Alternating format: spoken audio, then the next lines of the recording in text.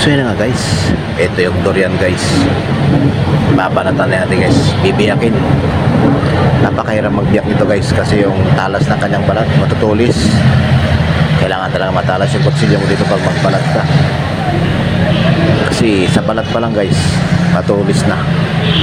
Ayan, sinusukit-sukit na natin guys. Iniwa-iwa na natin guys, shout out. Ito parang durian guys, masangsang ang amoy, pero sabi nila masarap daw. Titikman natin siya guys, kung masarap pa talaga tong durian na to. Binibenta nila to guys, per kilo daw.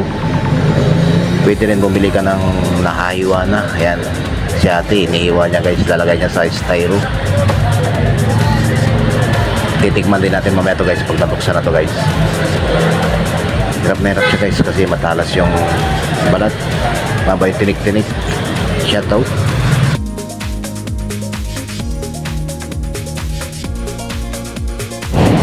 So yun na nga guys, ayan, bibiyak na natin guys.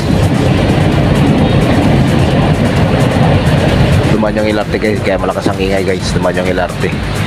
Dito tayo sa Top Avenue. Ayan, ayan na guys, malapit na natin mabiyak guys. Shout out. Konti na lang.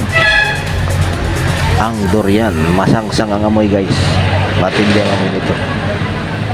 Pag naamoy nyo ito guys, mayroon kayo agad maalala guys. Maalala nyo agad ang kalami na durian. Ayan na siya guys. Wow, mapawaw ka na lang guys. Ang bango pala niya guys. Pag naamoy nyo to guys, mayroon kayo maalala agad. Sa mga lalaki, pag nabuksan ang durian, meron agad silang maalala guys kung anong klaseng amoy. So yun na guys, titikman natin. Sarap guys, kalami-lami. Napakasarap talaga ng durian guys, promise. Bumili na kayo guys ng durian. Dito lang siya sa Top Avenue guys. Marami ditong durian guys. Ayan o, napakasarap pala nito guys. Shout out. Ayan guys, titingnan natin siya ulit guys.